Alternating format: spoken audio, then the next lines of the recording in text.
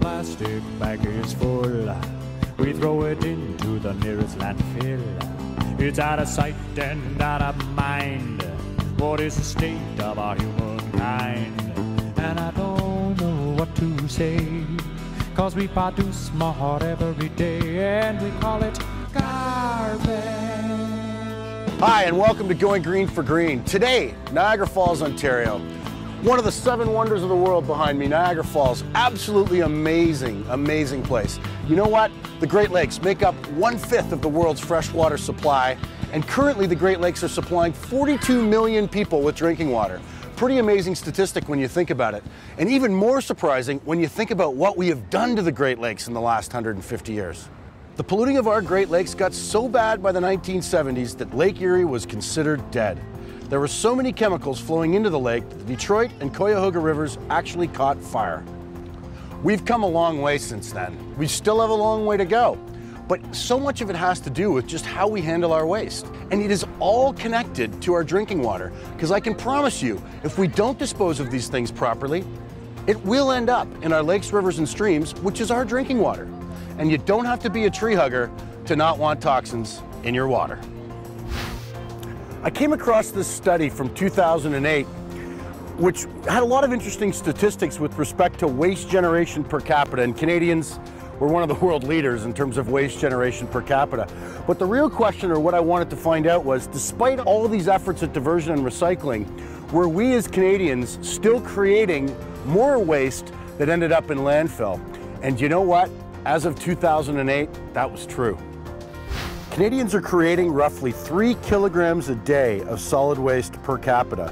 And believe it or not, it grew by nearly 20% between 2000 and 2006. So back in the old days, of course, right, the garbage on Thursday, Friday, you just took it out to the curb. Magically, the truck came and took it away, and you never gave it a second thought. Well, things have changed. In the last 25 or 30 years, our society here in Canada has worked extremely hard. We've created the Blue Bin program, where, again, your plastics, your bottles, your aluminum, your old paper is recycled and put back into the stream rather than harvesting prime materials. Green Bin, biogas creation from food scraps and organic waste. Orange Drops with our hazardous waste depots across Canada now give us a place to dispose of solvents and paints properly. This is all great stuff. But what about the rest of it? Our increased consumer culture is still creating huge demand for landfill space. And it begs the question, what does a landfill look like in the 21st century? Is it just a hole in the ground? In some places in the world, that is the case. I was traveling in Mexico this past winter, and as the host of Going Green for Green, I had to check out the local landfill. I was curious if there was any recycling systems in place, and you know what? It was pretty bleak. But here in Canada, there's actually some amazing technologies involved in the creation of a modern landfill. And these technologies are specifically deployed to protect some of our most valuable resources. In investigating these technologies, I discovered Walker Industries, one of the leaders in waste processing across Canada. This company's been in business for 125 years, family owned, and they're going to show us what's involved in the creation of a modern landfill.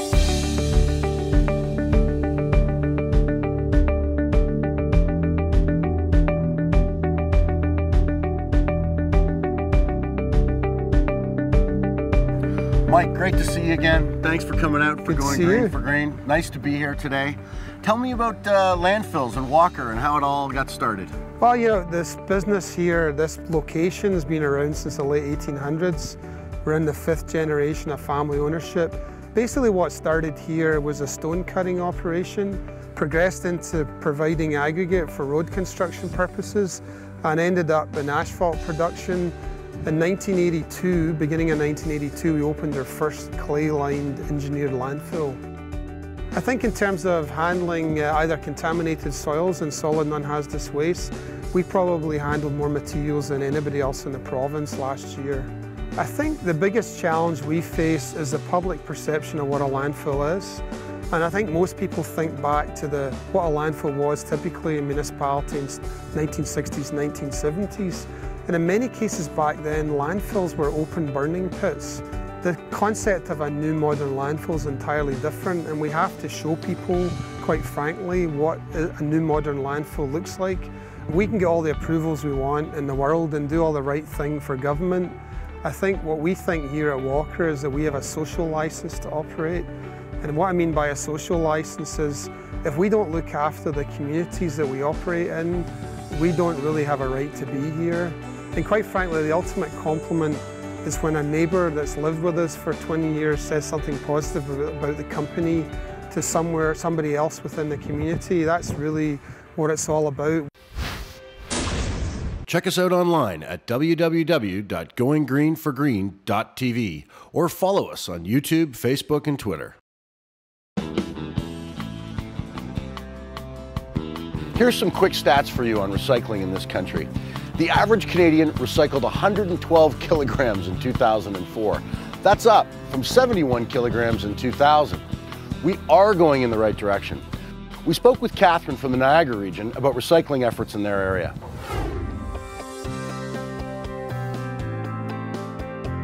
I'm here with Catherine from the Niagara region. Catherine, how is recycling going in the Niagara region? It's going very well. 50% of the waste that's managed by Niagara region is actually diverted from our local landfills. In 2011, we implemented some new service level changes at the curb, and that really pushed us that 8% to 50%. So some of the changes we made last year, mainly going down from 2 garbage bags to 1, implementing a weekly blue box program, so collecting both containers and fibers at the curb, expanding our green bin program to Westlink and Wainfleet, our more rural areas, as well as banning grass from the curb. Those changes really pushed that diversion rate up to 50%. So now we're looking at going after the yuck stuff, the organics, implementing it at multi-res buildings. We're also looking at expanding our construction demolition recycling programs at our landfills, so taking concrete that's coming in, rather than using it for roadbed or landfilling it, we're going to grind it up and reuse it again. We're also looking at public space recycling, expanding our programs, so not just having recycling available at homes, but when people are out at parks, at arenas, tourists that come here, they have the ability to recycle. You said you saw a 20% decrease in the last 2 years about what the region is sending to landfill just because of these little changes. Yeah, Niagara residents really embrace those changes, and they need to be thanked. We're hoping, based on 2011 success, that 2012 our diversion rate will be around 55%. 20% decrease going to landfill in just 1 year. Amazing stuff. Way to go, Niagara.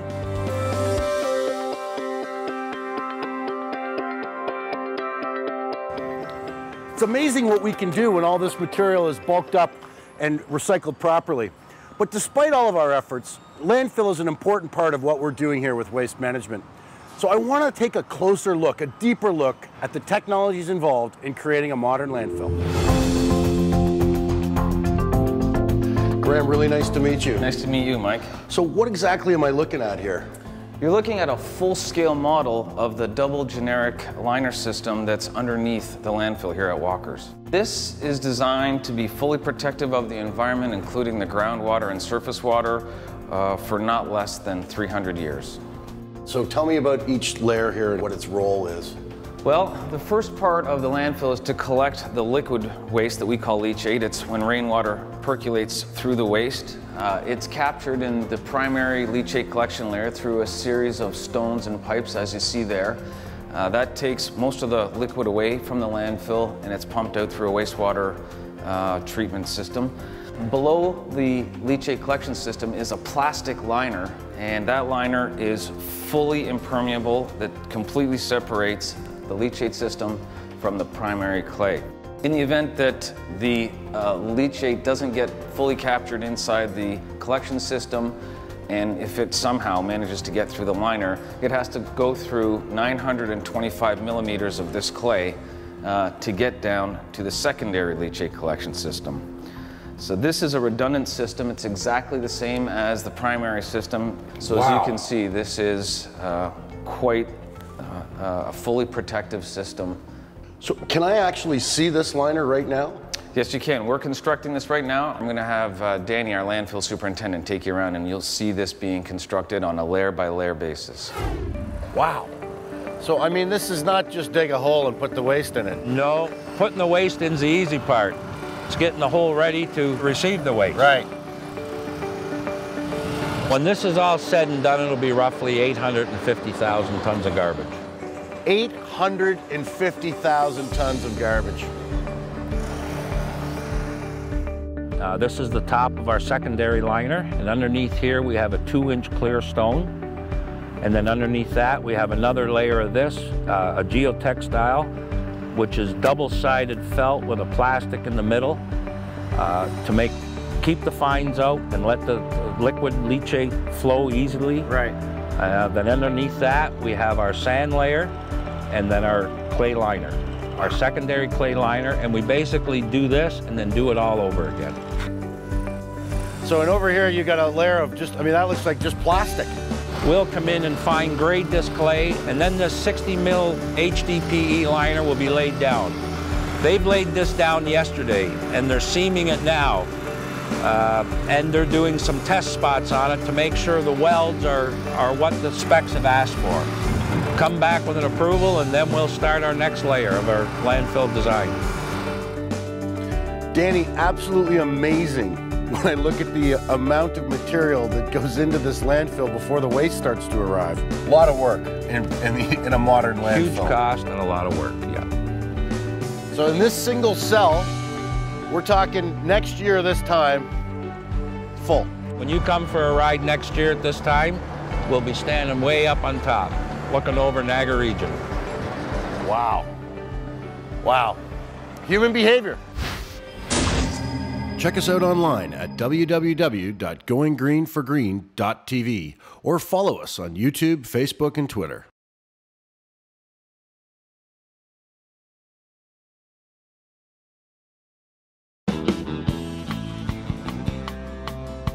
We've seen all the materials that are involved in the creation of a modern landfill, but who actually engineers these things and designs them? Well, in this instance, it's AECOM, one of the largest engineering firms in the world. I spoke with Ed Sand from AECOM about what's involved in the creation and engineering of a modern landfill. Ed, really nice to meet you. Well, nice to meet you too. What exactly does AECOM do? Well, AECOM is a global company with over 45,000 staff, providing service to clients in about 130 countries. 45,000 staff, 130 countries. This is a big company. It is a big company. We work on different market sectors and geographies, including the environment, and one of the sectors is landfill services. Tell me about your role in this landfill and how we end up chatting with you. We design the landfill to make sure that it meets the regulation in Ontario. We submit the designs to the Ministry of Environment, and then we construct according to the approved design, and during construction we carry out inspection, testing to make sure that the facilities is designed according to the approved design. And you're involved in constant testing here, right? Like you're doing water tests to ensure that the clay is non-permeable, and you're constantly monitoring this. So we do testing in the lab, we do testing also in the field during construction to make sure the material, the right material is used and the material is constructed properly. Wow, Ed, thanks so much for coming out today. Really appreciate it. Once these landfills are closed and capped, it brings to mind the next question: what can we do with that land? Well, I spoke with Tim from Walker Industries about that very question. Tim, really nice to meet you. Nice meeting you. What exactly is your role here? I'm the General Manager of Operations for the Walker Environmental Group. Tim, I see, landfill gas here, and I'm really curious. The collection systems, I mean, what goes on here exactly? How does this all work? As the waste starts to decompose, it generates a methane gas. Right. And we have put in a well system that will collect that gas, draws the gas out of the landfill. We clean it in our landfill gas plant. Right. And in this particular case, this is a 1 megawatt generator that generates electricity that goes out into the grid. Forward thinking here at Walker Industries. We try. Tell me about this philosophy of temporary land use in landfills. Landfills, once they were closed, they were basically just left abandoned as, abandoned lands. About a decade or so ago, there was a move to try and site walking trail parks. Golf courses is another use, or simply a naturalized area. The temporary use that we've now been developing or working on with the University of Guelph It actually came about as a result of the EA, that's the environmental assessment. Right. And it was our position that we could actually grow crops on top of the landfill, and therefore the landfill footprint would actually be a temporary use as a landfill and then revert back to agricultural use. Incredible. Yeah, amazing stuff. Amazing stuff. Landfills as temporary land use. That's an interesting concept. I spoke with Lee, who's a PhD candidate at the University of Guelph, who's studying agriculture and crop growing on top of landfills. Lee, nice to meet you. Pleasure to meet you. Well, this is pretty interesting here. It looks a little bit like a moonscape. Now, I understand you're from the University of Guelph and have some things to tell me about this space. I do. We're standing on a section of the East Landfill at Walker Industries that's been closed and capped with about 1 meter of clay, right, and is ready for a rehabilitation process. And about 4.5 years ago, Walker Industries approached the University of Guelph with a proposal to return this to an agricultural after-use. Right. In simple terms, agricultural after-use would be that you want to grow crops on this old landfill. That's right. We want to take it back to where it was before it was ever a landfill. Wow. Okay, and we're standing on thousands of tons of garbage, is that correct? We are, and it's all covered in a heavily compacted clay cap about 1 meter thick, so not suitable for growth. Right, and then on top of this, you're going to manufacture some soil here with compost and leaf and yard waste and... Exactly. We're able to mix and match soil forming materials that are available here to provide an optimized soil for this landfill top. These mixes were yielding about 30 to 40% higher than traditional agricultural soils. Wow. So maybe let's go take a look at this experimental farm over here. All right. We developed a research program. We've had 3 graduate students through the program, and from the work we've done on field research here, come up with a rehabilitation prescription that's resulting in this kind of a response. This is pretty amazing here. So this is red clover you've got going here. That's right. And this is the first crop that you plant when you do this rejuvenation of the land? Yes, it is. This is the first crop. We always put in a forage crop, keep that in for 2 or 3 years to stabilize it, and then it can go back into full crop production. Merging technology with nature, right? It is. I mean, it's the future. Check us out online at www.goinggreenforgreen.tv or follow us on YouTube, Facebook, and Twitter. As you can see from the technologies being deployed in a modern landfill, things are changing. We are doing things to protect our surface water and our groundwater. I checked in with Mark Matson, the Lake Ontario waterkeeper, to see how Lake Ontario was doing. Mark Matson, great to see you down here, Mike, on the shore of Lake Ontario. Yeah, good to be here with you. Wastewater treatment plant in the background. Your choice to come here. Exactly, exactly. Tell me, what exactly is the Waterkeeper? It's an organization dedicated 100% of the time to protecting and celebrating Lake Ontario. So we do a few things. We give meaning and force to our environmental laws, right, and to our democratic processes to participate and ensure the best science achieves the best results. But we're also here to point people in the direction of how they can reclaim and be part of this lake. So we have the swim guide, for example, which updates and gives people directions to every beach on Lake Ontario. We have the drink guide, which talks about where you get your drinking water from and what threats are there. Mark, tell me, what's the future of Lake Ontario look like? Well, I think that's up to you and me and everyone who's listening today, really. You know, if we stop stormwater and sewage from going into the lake, we'll have clean beaches, places to recreate, places to hang out during hot summer days and all year round, really. If we stop landfills from leaking into our drinking water. Everyone knows now that you can build landfills, you can keep the waste inside the landfill, you can keep the rain out, and whatever does come out you can treat. You can put crops and wetlands, and you can do a great job with landfills.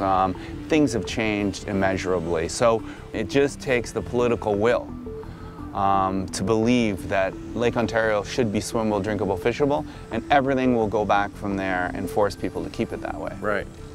All right, Mark, thanks so much. I appreciate you coming down. There you go, Lake Ontario Waterkeeper. It's a lot better shape than you think. Get involved, get onto waterkeeper.org, sign up, get the newsletter, swim, drink, and fish music, lots of stuff going on.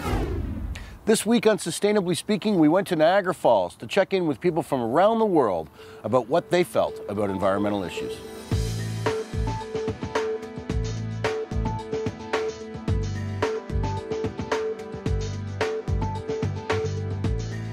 Now, if you had to guess, you're not from the Great Lakes, How many people do you think get their drinking water from the Great Lakes? Take a guess. I guess? Take One a out of guess. 4? I don't know, but sure it'll be 42 million people. It's incredible. It's incredible, eh? Yeah. Why do you think it's important that we look after this resource? To preserve it, to keep it clean, so that people can enjoy it for years and years. It's tough to put a price tag on a glass of water and a swim, isn't it? Or anything like that. In fact, you can't, because you can't price it, you can't put a value on it, and that's the problem. What's a swim worth? I always wonder, you know. What do you think that's worth, a swim? I think it's priceless. Bruce McKenzie from Tasmania. Yep. Oh, you gotta love Niagara Falls. They come from all over here. It's got recycling programs over there. Are you environmentally conscious? Absolutely. Yeah. We're up there, with the best of them, I believe. Oh, yeah, of all the Australian provinces? Oh, yeah. Do you think we do enough to protect our lakes here, or do you think we should do more? Yeah, you're doing a good job. We feel so blessed. We are able to see all these, natural beauties. Oh my God, it's really a blessing. Marcus and Michelle from New Jersey. It's an international flavor here at the Falls today. Do you think we do enough to protect our lakes and rivers? I'm sure you can do more, always. Yeah. Do you consider yourself environmentally conscious? Like environmentally aware? Yeah.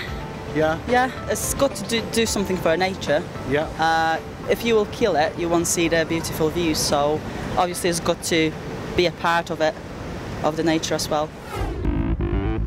Little time left here at the end of the day.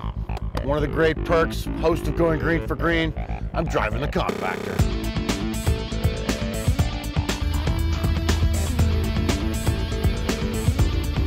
Am I doing all right here? Pretty well.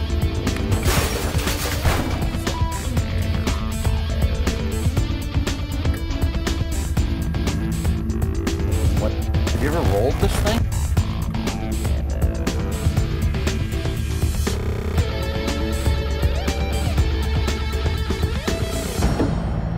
That was pretty cool. That was pretty cool. You know, despite green bin, blue bin, orange drop, we are still consuming more per capita, and the need for landfills is ever growing. You just have to be thankful that at least we're putting the stop guards in place to protect our surface water and our groundwater with these amazing liners. But really, it's about us as consumers, and stop buying stuff. We're just out of control. Okay, no, it's all right. You can keep buying stuff, but seriously, be aware of it as a consumer. Think twice. Do you really need this stuff? Everything we buy ends up somewhere, whether it be a landfill or a recycling facility. So if it can be recycled, let's recycle it. And let's just do our part here and make sure that we're protecting our lakes and our rivers and our streams. How do you put a price tag on a glass of water and a swim?